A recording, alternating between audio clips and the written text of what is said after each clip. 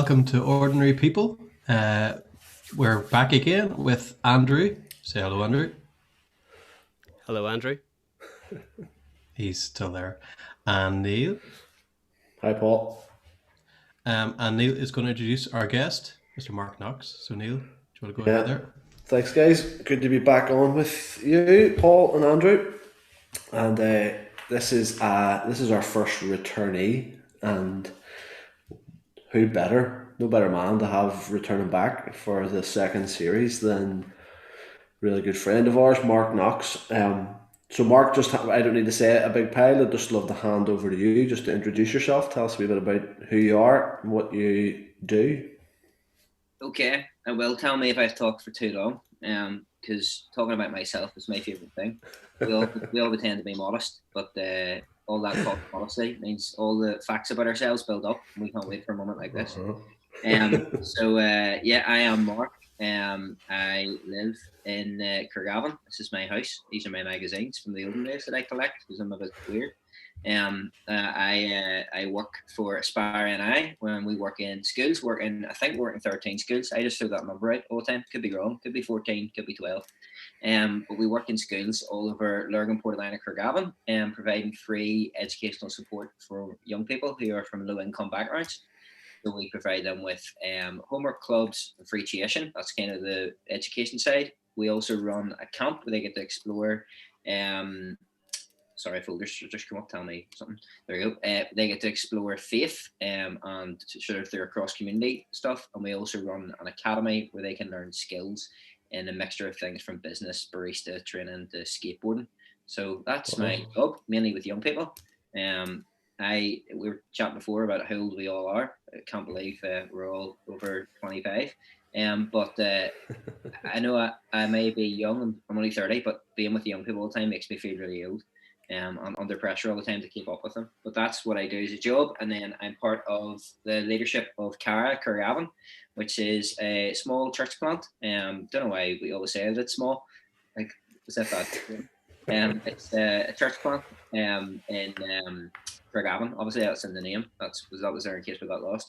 And we have been we've been there for maybe 3-4 years. I don't know. I lose track of time. But we were planted from Emmanuel, part of Tabar network, and that's a lot of fun. And I'm married to Heather. There you go. She's not here right now. And we are expecting a child in July. Yes. So the due date is the 23rd. My birthday is 24th. Oh, really? I'll come see my thunder. Congratulations again. Well done.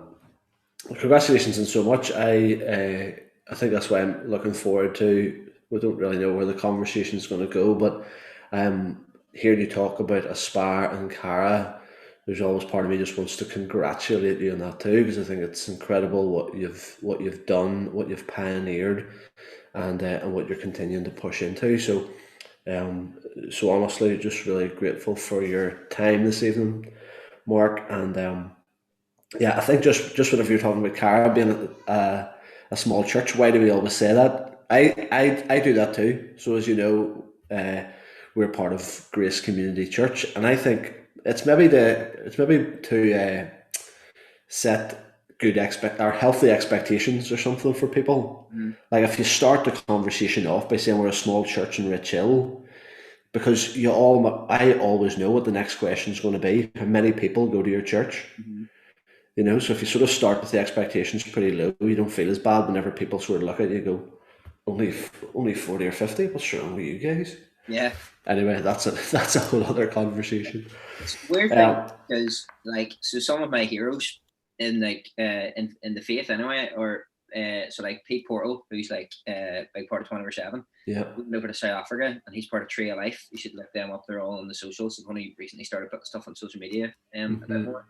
But Tree of Life and Pete and those guys are my heroes. Read his book, but their church isn't a whole pile bigger than Cara. Or Shane Claiborne. I'm sure a lot of people know who Shane Claiborne is. Read the books. Shane Claiborne works in a street, and I always think because Cara hasn't transformed all of Craigavon, Lurgan, Portadown, and Craigavon, thousands of people, we're not doing the Shane Claiborne stuff. But he works with a street, very small numbers. So it's funny that a lot of our heroes work in small churches with a little group of people, but then we can be embarrassed about ourselves. Interesting. Yeah, so tell us a wee bit about what lockdown's been like for you, just for yourself. What's been the highs and lows of lockdown, and then if you want to maybe touch on how that's impacted then Aspire and Cara and the things that you're involved in. Yeah.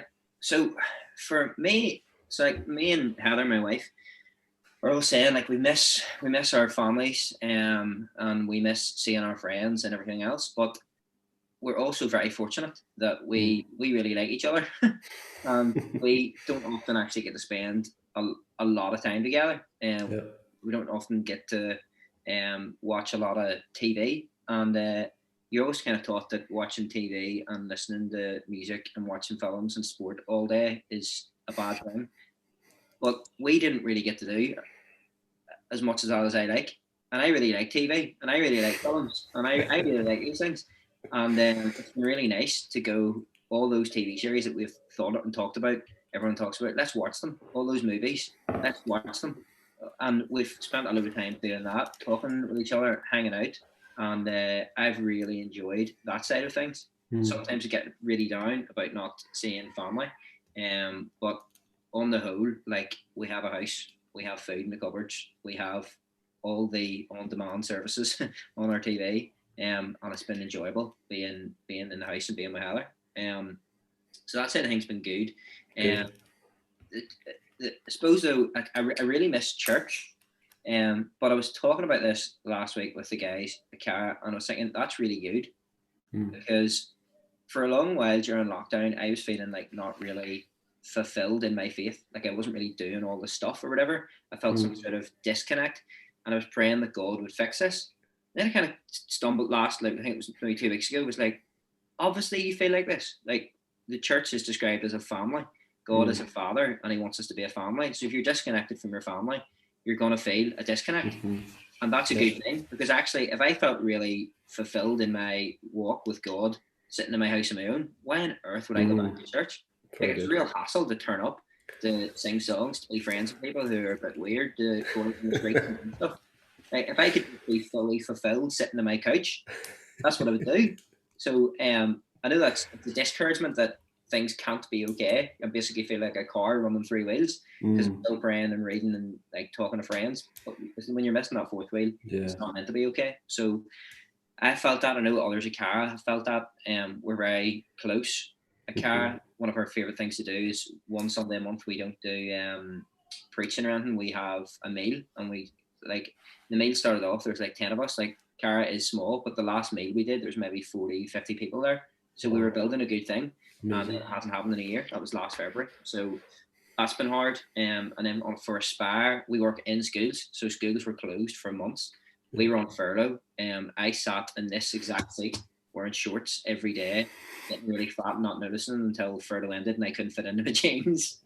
But for Aspire, it was really hard not being with the young people. Really, really hard. I'm watching some people really struggle not getting work done online. For some of them, with helping to catch up this year, but for one of them at least, that meant they got no GCSEs. Don't know why I pronounced that there. They got no GCSEs because they didn't have the internet to hand stuff in, and like that was gutting. It was good to get back into September. So at the minute, schools are closed, but actually, for me, I'm in Brownlow in Craigavon 3 times a week with the vulnerable young people. So I'm in, and I'm not even helping them do homework. I'm just chatting, which is really nice, because if you're in school all day, you're in with like 6 other young people on a computer all day long. It can be soul destroying for some of the kids. So they've got us in for human contact, really. So we just bring in crisps and Capri Sun and ask them what their favourite movie is and have a bit of a chat. So that's kind of how it was affecting us, the swings and roundabouts there. So while you're on Aspire, we'll come back to Cara, but while you're on Aspire, I know you've already touched on it as part of your introduction. But I do think it's worth maybe just spending a wee bit more time, like unpack a wee bit more about what that looks like, a wee bit more about what your team, what it actually looks like day to day. I think that would be really helpful. Yeah. So Aspire began 5 years ago this year, which is mad. So I had I trained to become a teacher. I didn't want to become a teacher. That's all by the by. But I thought it'd be a bit of crack. But while I was doing the training, there was a class about the educational attainment gap, which at the time I hadn't really heard about. Now it's kind of unavoidable, right? It's been on the news loads around free school meals. So young people who are on free school meals are basically way less likely to achieve their GCSEs, not because their free school meals aren't particularly delicious, but because free school meals is given out on a socio-economic basis. So if you're from a low income background, you're less likely to achieve because you can't afford extra tuition, because books and stuff aren't as readily available, because like for loads and loads of reasons. Can't really explain all the reasons, but the only thing I will say is it's not the parents' fault. That's like a thing that's like spun all the time.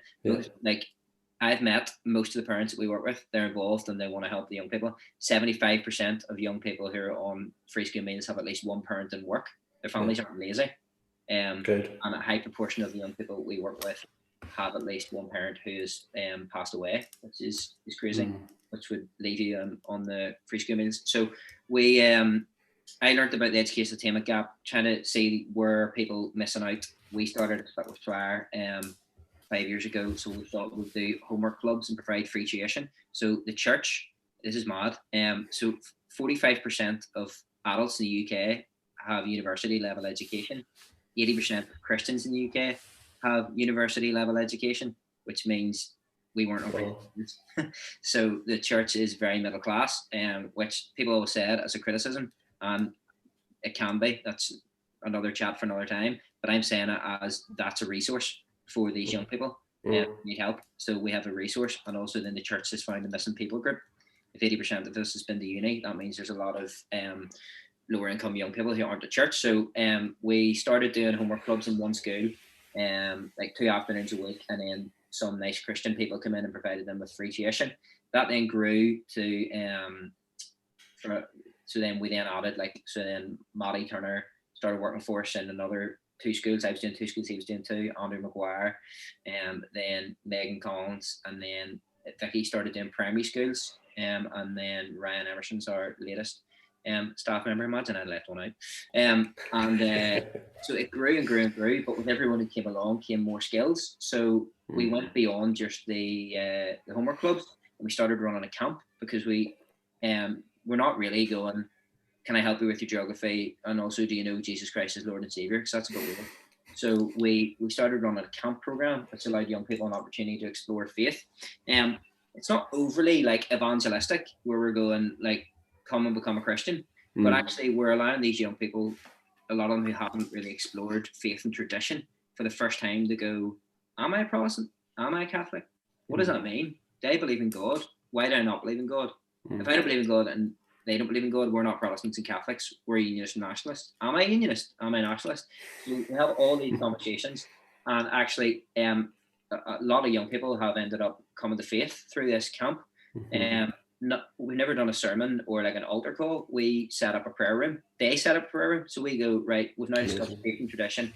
Some of you believe, some of you don't believe. Some of you are Protestants, some of you are Catholics. Some of you have been brought up Anglican, some of you have been brought up Catholic. You need to create a prayer space that you can all use, and we're going to give it a go.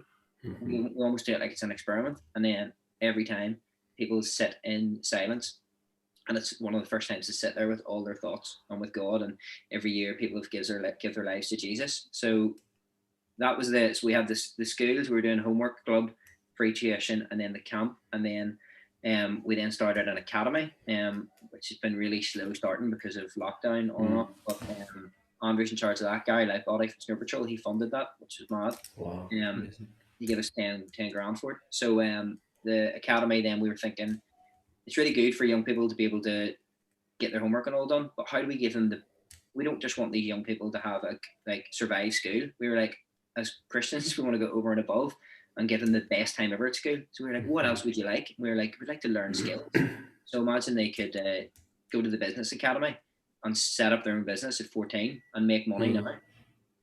Imagine they could go and learn, and like art is one of those things that like you don't think about, like actually having even, I don't know what you need for art, computers, cameras, pencils, crayons, I don't know, whatever you use, even having all those things, like we can provide all that and let people express themselves. I do the skateboarding one, which is good fun. but we buy skateboards for them, and I get a skateboard for free. That's the only reason I do it. So I grew to that. Sorry. So then in the end, sorry, I was just talking too long there. So now we have homework club, free tuition, and then if you want, so you have to do that if you're on Aspire, and then you're allowed the opportunity to come to the camp and to take part in the academy program, and that is all we do. And did that academy start during lockdown? I didn't know about the academy. Just before, so it started in last January. We got so I think I went skateboarding twice. The business one met 2 or 3 times. Okay. And it stopped, and then we were actually meant to spend all the money before Christmas, but obviously then we couldn't. So then we rang them, and we have all of this year now to spend the money. As soon as lifted, we're going for it again. And is that like, do you bring is that when all the schools that you're working with come together? Yeah. So each academy, there's like, we only allow 10 people to go to each one, so you have to be the first one to sign up, and they're from all of the schools coming together. So that's when they start building relationships as well and meeting each other. Very good. And are you you're actually finding then like Protestant Catholics or Unionists, Nationalists, whatever, coming together in those spaces? Yeah, and most of them, we see when if you do so for the cross community stuff, you've forms to fill in, and the forms are so foreign to them. Like, so you categorize people as CNR, which is Catholic Nationalist Republican, and PUL, Protestant Unionist Loyalist. Okay. And the amount of people who are theologically Protestant but would rather live in the United Ireland. Okay. So what are you? That's not a thing. And then, like, it's just funny to hear young people able to pull apart ideas that we think are normal, where they go, so your beliefs on communion affect your beliefs on international borders? What? And you're going, yeah, I know, that is silly, isn't it? Or a lot of the young people who are like Eastern Europeans. So it depends where they moved. So we have a girl who is a Catholic girl, and she had to pick an emblem that she. So we do this thing where there's different emblems like flags and GAA and Northern Ireland football. Which one do you identify with? So she's just picked I'm a Catholic, and she picks the Union flag. We said, why? Because it flies in my estate. Because she's Eastern European, so just moved to wherever they moved. Yeah. It's mad, but it's really, really interesting. I imagine it must be so interesting because, like, I think even probably from a church perspective more than anything, you end up just being in the same sort of bubble, don't you? You're never really exposed to those conversations in the way that would really stretch your thinking and really help. How are we listening to what's going on in our communities and amongst our young people? And it just sounds like you're creating that space where you're entering into that. Yeah, it's good for them because most of them have never thought about it. Yeah, very good. Just as you were talking there, Mark, I think it was really, really important actually that you mentioned that, because I think we can so often rush to blaming the parents, and that's what's been really. It's been really horrible watching some of the stuff on social media with all the stuff that Marcus Rashford's been involved in, and seeing people's response to that completely ignorant and horrible towards the parents of these kids. I was actually flicking through Twitter this afternoon, and there was a tweet that got a bit of attention, and it was from a girl. I think she's in Queens. I don't know if she's a lecturer in Queens or what, but she said she popped some things round for a school mum pal this morning, and while she was there, she realised that people are having to choose between food and ink to print off their schoolwork. And so here's a mum that's really wanting to feed her kids, and she's really wanting to put her children through education, but actually she's faced with having to choose between feeding herself lunch or buying ink cartridges so she can print off her children's schoolwork. And it was it's awful to read that. I suppose the good thing was about that tweet was that about an hour later, the same girl posted that somebody random person had come across that tweet and had sent a real generous amount of money for that family to be able to get enough ink and food for an indefinite period of time, which is good. So I imagine you're familiar with stories like that. Yeah, like all the time. Like the saddest one for me, it was just like, not just because it's a sad story, so it's a good story, but there was a young person who had to do homework one day, and they had to listen to two versions of the same song, right? A cover version and another version, and compare them. And I said, we'll do that when we get home on YouTube. Mm-hmm. And the young person was like, oh, we don't have the internet. And I was like, oh, I never thought about that. I was sitting there feeling a bit sorry for this young person. Thinking they don't have the internet. That's really sad. I will go home and think about that. And about 10 minutes later, they were leaving, and I bring in a wee, before COVID, we used to make teas and coffee. Now we're bringing in a Capri Sun. And I had a wee milk that we had been using. And he said, what are you going to do with that milk? And I said, I'd probably just throw it out, because it was a Thursday. I was like, it would be no good for next Tuesday. And he said, Mummy doesn't get any money in the next Tuesday. Can I bring that milk home? And I gave him the milk home, and you'd have thought I gave him 50 quid. He went skipping up the road. And lovely fella, lives in our town. And that's the reality. And it's not, and his mum's not lazy. His mum's actually not well and not able to work. But yeah, then I meet people quite often as well who believe lazy lies about it's the parents' fault, or well, why don't the parents go out and get a job, or this, that, and the other, and as if it's really easy. But I was actually thinking, whenever lockdown came, how over the moon was my staff team when the furlough scheme was announced on TV, because for the first time ever, I knew what it was like to not be able to work through a situation that was completely outside of my control. I was relying on the government to do something about it. Very good. As were millions of us. And we've took advantage of that, not because we're lazy, not because we couldn't be bothered find a way around, but because of a situation outside of our control, we couldn't get to work. And you cannot get a job working in a drive-through without 5 GCSEs. So people always say, why don't they just get a job in Tesco's? Tesco's one of the hardest places just to go and get a job in. But, you need 5 GCSEs for these, and they're not easy to get without all the help and support that other people have. Yeah, thanks for that, Mark. I think it's really important. And I suppose just sticking there for another wee minute, I suppose I'm asking to speculate because I suppose we don't know, but what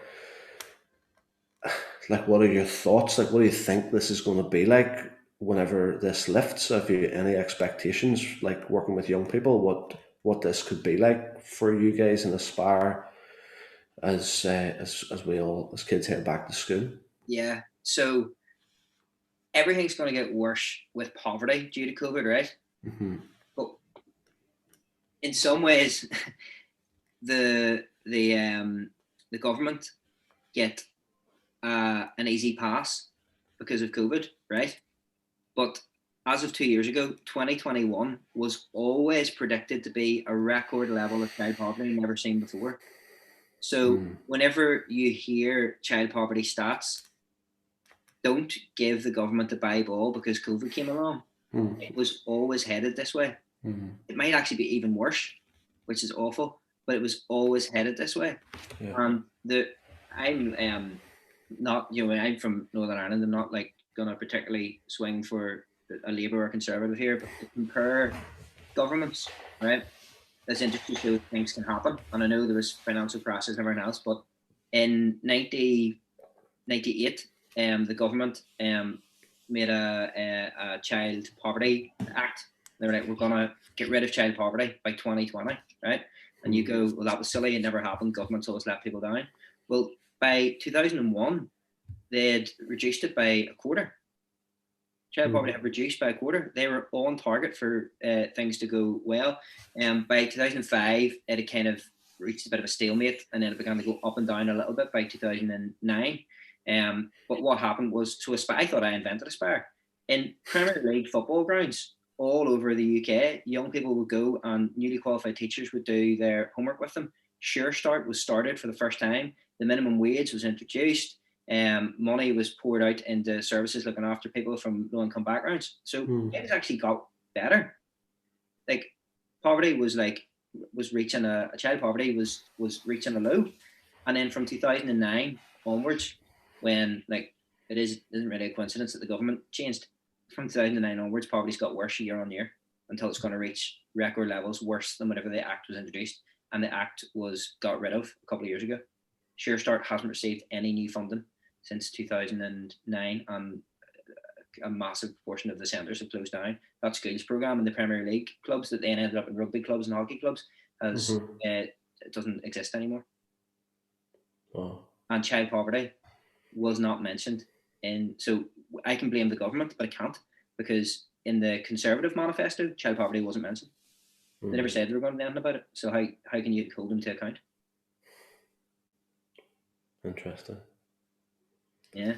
So on the ground, like how do you think that's going to play out for you? What's your expectations then as somebody leading a work amongst young people within that sort of that educational attainment gap? Yeah. So I think we have to be hopeful, even when there's no hope. That's a thing I wrote about in our newsletter recently, was this idea of hopeful naivety.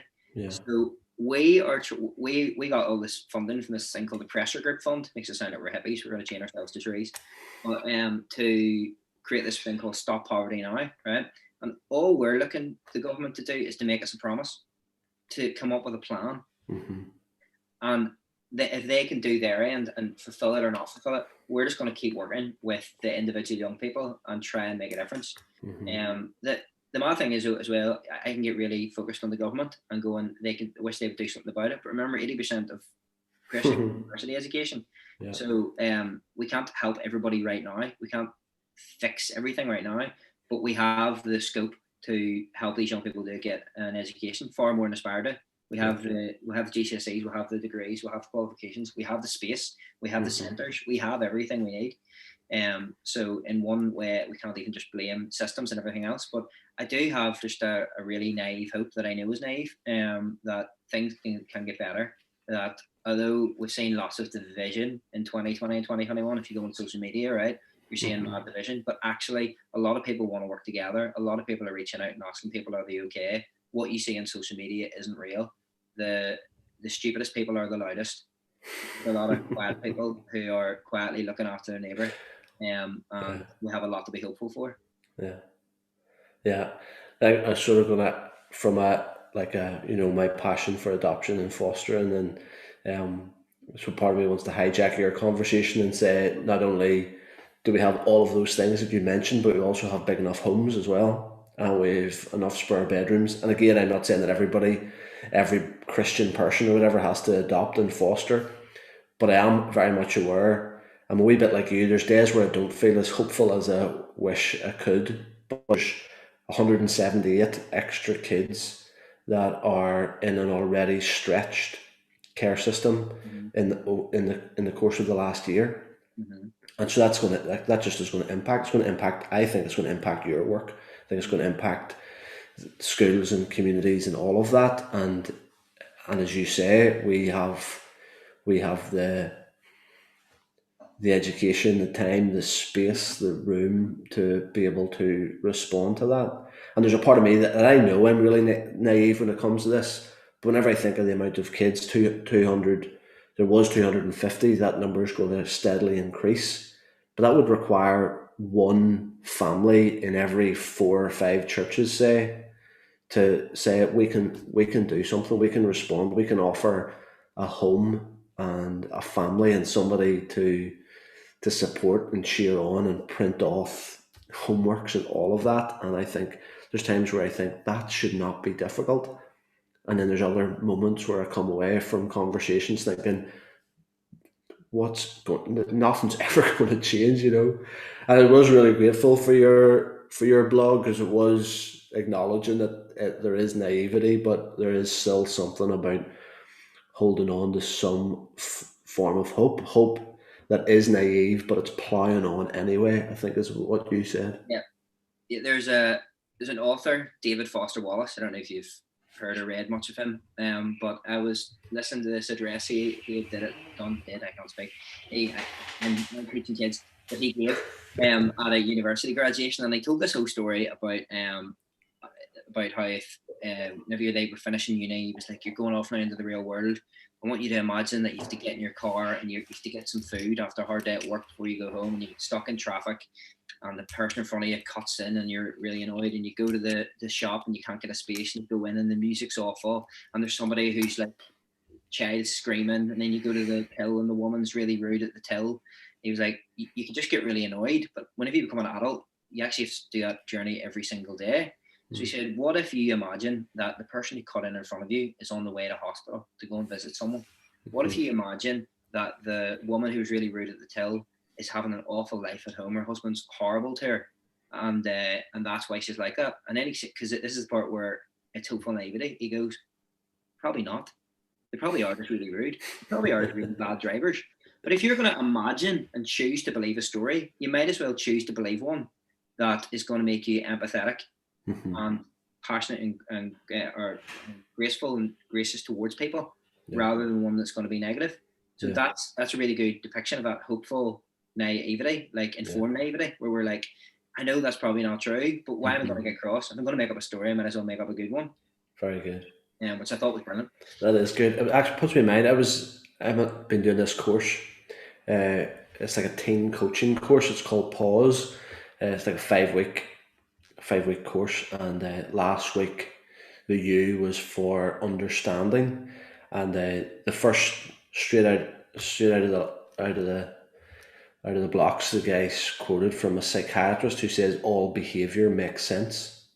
And so he was just sort of alluding to the fact that sometimes you'll get like really difficult teenagers. You'll get teenagers whose behaviour is really bad, but actually for the majority of them, they just feel really threatened. Like being in care, there's triggers that will just cause them to react in certain ways. And I suppose just a wee bit of what you said, I've started to try to do that in my everyday life when I rub up against like somebody who's not in good form, or somebody that's acting out of character, who is being rude, as you've said, and try to live something what you've said. All behaviour makes sense. There's a behaviour that's being manifest because of what's going on within their situation or within their home life or whatever. And it has, I think, for me, like the practice of that has created, not all the time, sometimes you fight fire with fire, but it has created definitely an increased level of empathy, be able to see people differently, I think. Really good, Mark. I love what you're doing with Aspire, and I know that Cara, there's a separate team and all of that, but you tell us a wee bit about what that looks like on a daily basis, or what that's been like over lockdown as well. Yeah, so we decided at Cara when it comes to like, everyone always asks, as you said, how many people go to Cara, right? So it's weird because like I have a list of about 90 people on my phone, but they don't ever all go at once on a Sunday. Like they're never going to all turn up at one go. So on a Sunday, I'd say we get 30 people, but it's a different 30 people every week, right? But when lockdown came, we just had this like emergency, like myself and Tim and Butters, this emergency, let's meet at the prayer room and come up with a plan. And we run D groups, so came from like Adam Cox. So we run, I don't want to just say they're like small groups, because they're not just like small groups. The purpose of a D group is it's a discipleship group where you invite 3 or 4 other people to be in your group, and you say to those people, I am going to give you my whole life. You are, so like I say to my 4, I lead Cara apparently in a team, but I only really have capacity to fully invest in 4 people, and you are those 4 people. So we just ran our day groups online, which was it's called the DBS, like the Discipleship Bible Study. So every week we just went online on day group during the first lockdown, and it was amazing. So my day group were for sort of young adults. And this is a weird thing. This was a weird, hopeful naivety thing that I realized was weird after I started doing day group. So I used to invite them to church, right, on a Sunday, and I hoped they came. Then I hoped that they listened.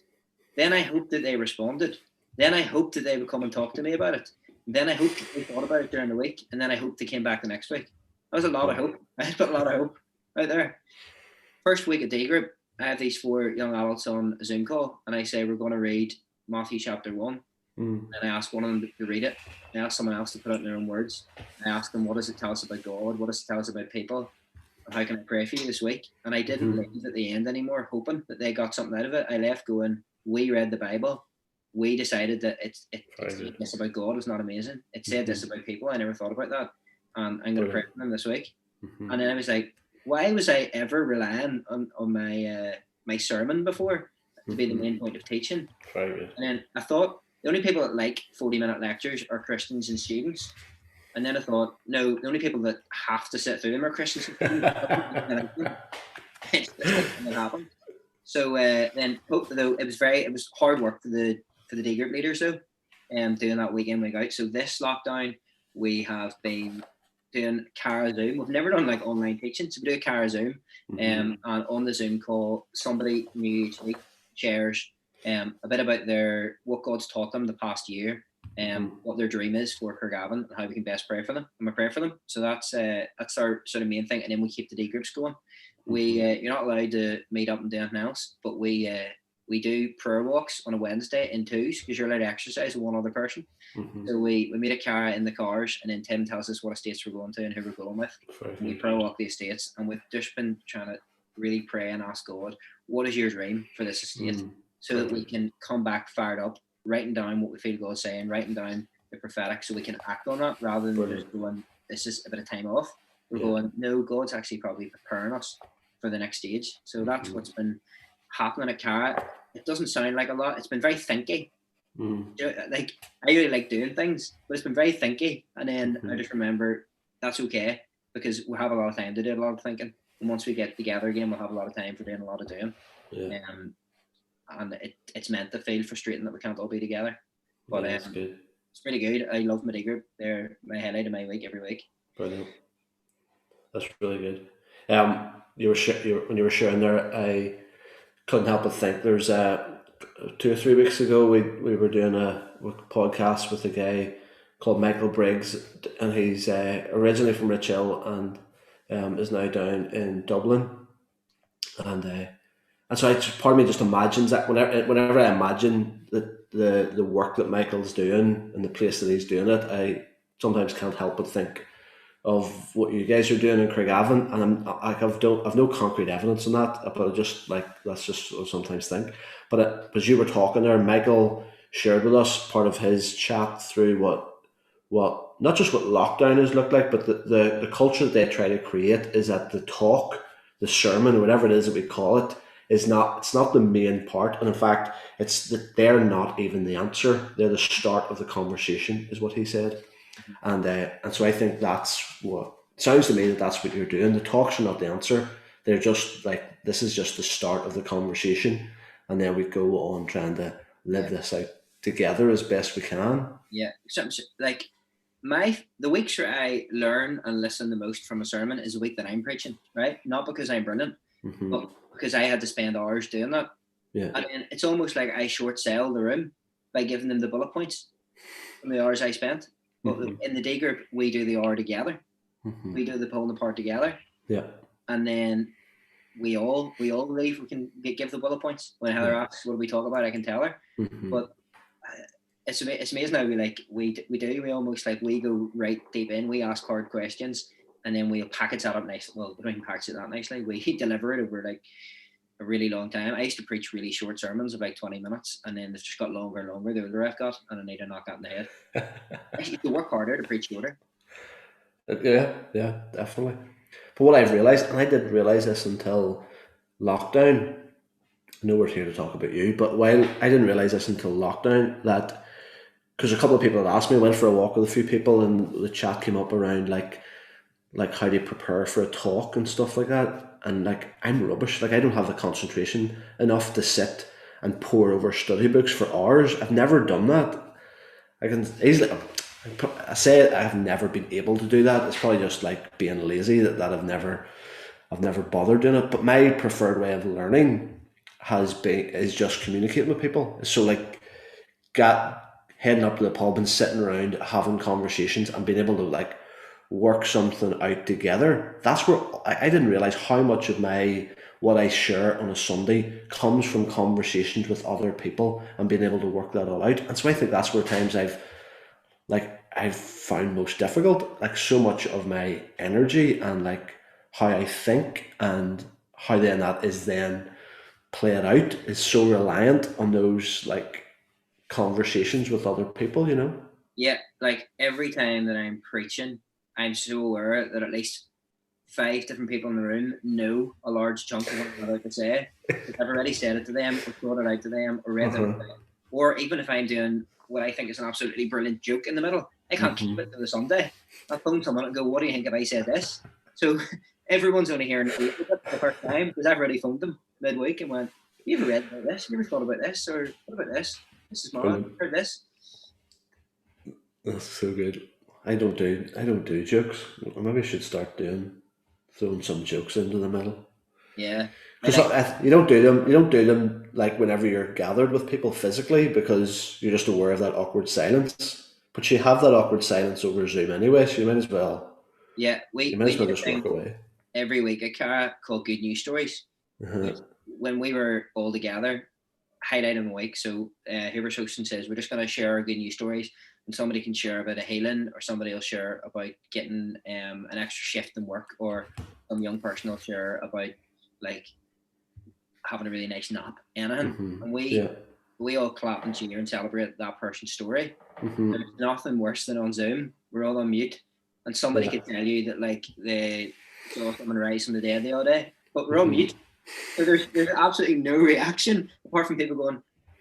And it's just always feels anticlimactic. You just think no matter what we say here, there's no reaction. Sometimes people do the wee clappy thing in the corner. But on the whole, awful response.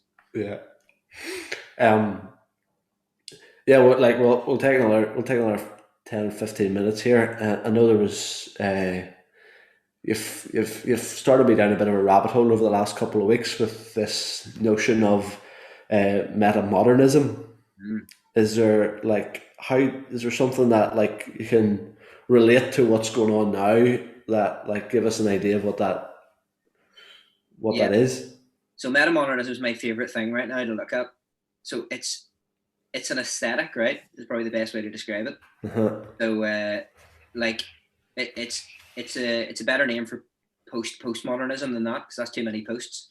And it may just sound like I have a stutter, and especially on Zoom, you may just feel that there was a glitch. So it's what comes next after postmodernism. Yeah. But from I started reading about it, so it's not a philosophy. It's not good or bad. It's just what is at the minute. It's an aesthetic of what's going on, and this whole idea of a new sincerity. But from I've been reading about it, I see it everywhere. And then there hasn't. So it's the word meta is talking about an oscillation, like a movement between modernism and postmodernism. So informed naivety that we talked about earlier on is very meta-modern, because you are fully aware. So like you're fully aware, like the postmodernists, that loads of people in church are lazy. They're not going to do anything about it. I can't be bothered with them. You know, that like ironic postmodern distant from people idea. You're carrying that, but you're also then swinging back to modernism of going, I think we can change the world. And you have both of these where you go, we're really lazy, but we're going to try and change the world. But it's interesting how that outplays itself in belief, because the church, especially Northern Ireland's we're very like 20 years behind all the time, right? So we're just starting to talk about postmodernism now. And it probably stopped being the main thing, the main aesthetic about 20 years ago. Donald Trump, right, whether you love him or hate him, is the end of postmodernism. He's where it ends. He's not, this isn't this new thing, right? That's where like not having truth and all ends up. But we're not returning now. So this is where it gets interesting for churches. We're not returning to blind belief in things. You know, like your sort of your parents and grandparents might have. I just believe that. Yeah. We now have this this meta idea where, sorry, this sounds quite complicated, but I find it really interesting. Where, do you know, if you were like a modernist, you could be going, God made the world in 7 days. It says it in Genesis, and that's true, and I believe it, and I'm not going to ask any questions. You're a modernist, you believe this is what it says, and there's probably science that's going to show it. That's what we'll go. There probably is science. We'll look for the science. We'll look for the evidence. Then the postmodernists come along, and they're going, "That's so silly. Like, that didn't happen. Let's really look at the science. And if that's silly, what else is silly? What does it even mean to believe?" And they pull everything apart. But the metamodernists that are able to oscillate between the two are able to go, "Yeah, I believe God made everything. Did he make it in 7 days? Don't know. I just choose to believe that." Just like we're choosing to believe that someone's going through a hard time so we can be nice. You can choose to believe something even if you don't believe it. That sounds complicated, but it's actually a good thing. So I don't know if there's any children listening right now, but this bit might not make any sense to them.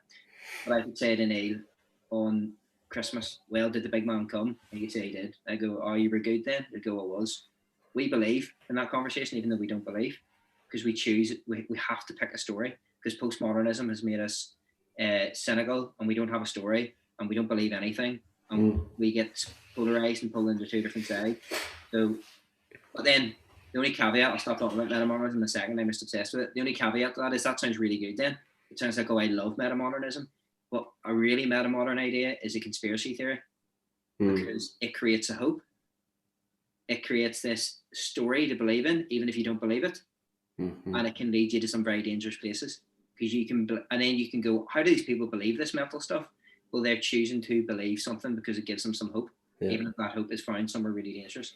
So it can be a good thing, it can be a bad thing, but it definitely feels like this new sincerity is better than cynicism. Also, last thing, sorry, I'll say about this, and then I'll stop talking about it, is I find loads of young people are really willing to explore faith and get involved in church, right? And we can go, but these young people are all postmodern. They don't even know what they believe. They're not. They're metamodern, right? The 40, 50-year-old in your church who doesn't want to get involved because when he went to school, when I went to school, when you guys went to school, remember, it wasn't cool to care and it wasn't cool to try. The postmodernists are now 40, 50. It's the 40, 50-year-olds are not willing to get involved at times because it's not cool to care and it's not cool to try. That's no longer actually what it is like to be a young person. Young people, it is like, it's weird you go in school, it's cool. Like, I don't know if you've seen 21 Jump Street film, when Channing Tatum goes back to school and he can't believe the cool kids are wearing their school bags on both shoulders and that they care about science and they're really into the environment. But that's what it's like. So anyway, sorry, that was a bit of a caveat, but how it applies to church is very interesting and ongoing, and I'm following it. And have you anything to say about that? About church? Just, or you're too, like maybe that's too big a risk to say that something while you're still working it out. Just I think we're not always talking about the same things yet. So when someone who's been brought up in school post 2000 says they believe something, it doesn't mean the same thing that you think it means. That's right. Yeah. But also, postmodernists, like people who are older, aren't bad either, because metamodernism isn't better. It's just a different aesthetic. But we need to find a language that can speak to all of these people as well. Yeah.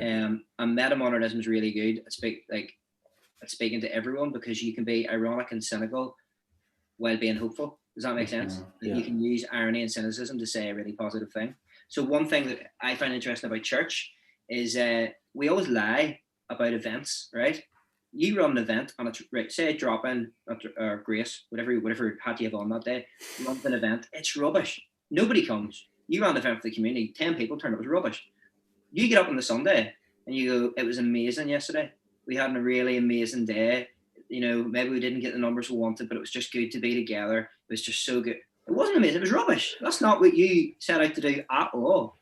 The metamodern approach to that is to be cynical and ironic in a way by going, we threw a day yesterday, it was rubbish, and have a laugh at yourself, but then go, but wasn't it good to do that? We're going to talk about what can make it better, and we're going to try again. You see, you can laugh at yourself, you can be ironic and cynical, but also then it ends with hope. So I talked to Neil a bit about, like, you see this in like Parks and Recreation, the TV show. Sounds a lot like modern or marketing. Yeah. I'm going to say Modern Family. But we now learn to, if you watch like lots of these new TV shows and films, the characters who would have been losers are now the heroes, setting out to do and it's weird. You're watching like some nerd trying to achieve something, and they're the hero of the story. We're no longer laughing at them. We are cheering them on and supporting them. Yeah. And that's a very, but still also aware that they're a loser. So there's a bit of cynicism. That's definitely the last thing I'll say about it. Like, is the best example of it is if you watch Parks and Recreation, right?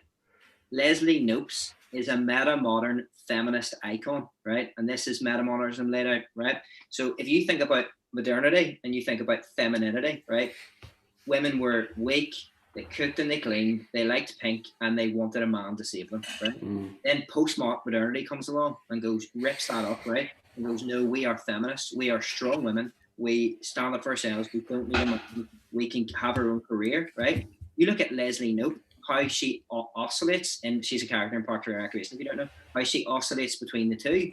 She's like obsessed with her boyfriend, who then becomes husband. Don't want to spoil what happens as the series goes on. She is obsessed with her best friend and making her gifts and presents, and is so girly. But she is a career-driven woman who is powerful and leads a team of people. She's able to oscillate between two things at one time. She's a meta-modern feminist icon. That same thinking and being two things at once is going to spread out into church, into education, into music, into everything that you do. So just watch out, be aware. I don't know how it'll affect church, but I know that it will. And I know that they'll harken on about postmodernism, which probably ended around 9/11. We're going to be left behind. Yeah, and I know where some people might have been able to follow that. I'm still in that place where I'm getting my head around what this means, and I have been fascinated by it. And I really wanted to give you a few minutes just to unpack it a wee bit further. I found it really helpful. I suppose what I've picked up, some like really simple ideas of it, is like the postmodern. To a postmodernist, every situation is either or. Isn't that fair to say? Yeah. But for the metamodern, it's like it's collapsing all of those distances. Yeah. It's a sincere and total. I think that's in one of the articles that you sent me. It's a total collapse of all of those distances.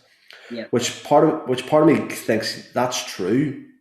Like some of us want to stay in that blind optimism. I think you quoted this in your blog, that refuses to deal with nuance and questions. Mm-hmm. And I think the church has been poor at that, if I'm being honest.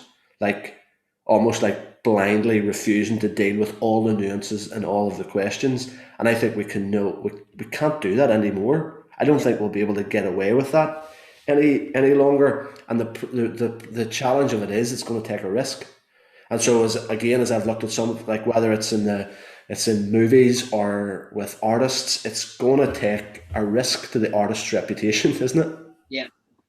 And then for church, we have to be willing to admit when things went wrong, not just an event went wrong, but where there was abuse, or where there was bad teaching, or where there was this, that, or the other.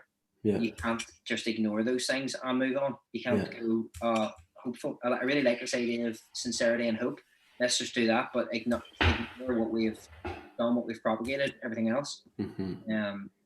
Especially like even a lot of what we talked about our young people and how they came to be in the situation they're in, and their poverty, and people believing bad things about them. A lot of that has been supported, propagated, and encouraged by the church. You know, obsession with business, and business is bad, and handing stuff out is good, and somebody comes looking for help, and we have a series of hoops for them to jump through until we find out if they're worthy of our help or not. Like a lot of the reason that people are cynical and wondering if this person really needs help or not is because we've taught them that. It's been a bizarre thing that's been taught and upheld. Yeah. And like I've been to so many Christian conferences, and they address church people. So like, you know, maybe you're a pastor or a leader, and if you're not, they go, or maybe you're a businessman. I mean, what? What's the obsession with business? What's the obsession with money? What's the obsession with people? And we've got a lot. Before we can be hopeful and change things, we need to admit that we're part of this stuff. And so I'll finish with this, because I could go on. I think I could chat to you ages about this. But again, touching on that risk, because I think the risk of metamodernism is being misunderstood. And it's actually the risk of disapproval.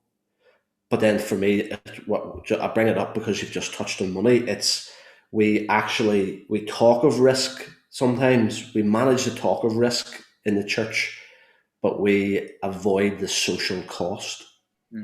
And so I think that's most clearly seen in how we set our table, for the sake of using a metaphor, how we set our table. We set our table for the 80%. We set our table for the good tithers, the anointed, the most gifted, the well-polished preachers. We set our table for them, and then whatever room's left at the end.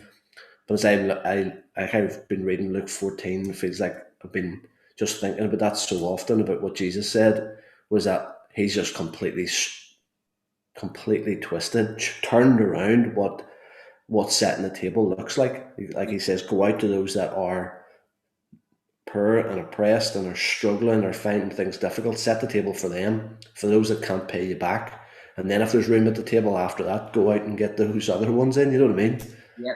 Whenever we do things too, because we have to, for like when we know that we need a few poor people at the table, the poor people become a real burden to us, and we become, they know that they are as well. So I had this friend who I was going out with for coffee every week, and he was just a bit strange, right? Let's say that.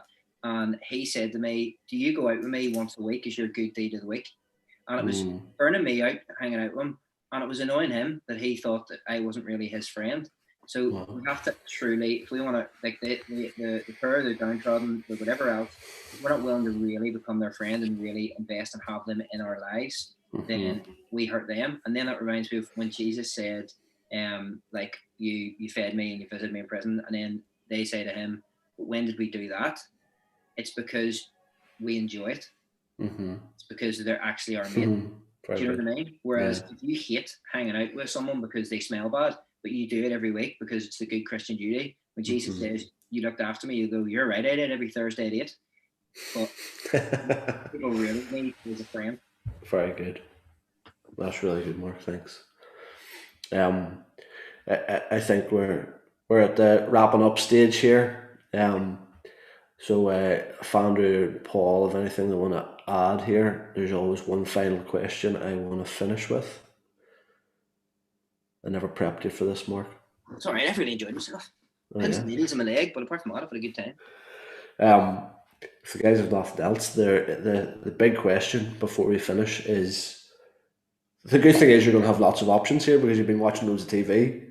For the people listening, what have you been watching, reading, or listening that we have to get ourselves involved in? You panic at this question because you go, like, I'm so immune to like bad language on TV. When I'm going to recommend something, or someone's going to go, "I can't believe he said to watch that." Like when I told my granny she should watch Gavin and Stacey, she shouldn't have. She didn't. Thankfully, my mum said it afterwards. Why did you recommend that? Master of None on Netflix. Okay. With Aziz Ansari from Parks and Recreation. There is some beautiful episodes. It's funny, but there are some beautiful episodes about family and about background and about everything else that is both funny and touching and everything all at once. So that is what you should be watching. Reading, if you're into like church stuff, right? Which I'm assuming you are if you're on this. This here book, I'm working through this with Tim and Butters, is one of the best things we've read. Unraveled. Okay. Reform the Church, Transform the Culture by John Peterson. Sounds a bit communist, but it's good. And yeah, if you want to listen to something, just listen to Robbie Williams' greatest hits. That'll get you through. Good. I wasn't expecting that. Yeah. Good. Any closing remarks, Mark? Anything that's... Thanks for having me on. Honestly, you know this. In case I don't tell you enough, I would like to think when it comes to the list of your biggest fans, I'd like to think I'm up near the top, and so it's been a joy and a privilege to be able to spend this hour with you. I found it really helpful, and I hope everybody else has enjoyed it and found it helpful as well. So good. I haven't thought about the City score once, but I don't know what it is. Oh really? I forgot they were even playing. Thank you, though. Good man. Thanks, Mark. We'll chat soon. Thanks, Mark. Thanks, guys. Ordinary People was hosted by Neil Dawson. It was produced, edited and engineered by Andrew Gribbin and Paul Woods. Head over to ordinarypodcast.com for show notes, links, previous episodes and all the ways you can contact the show. See you next time.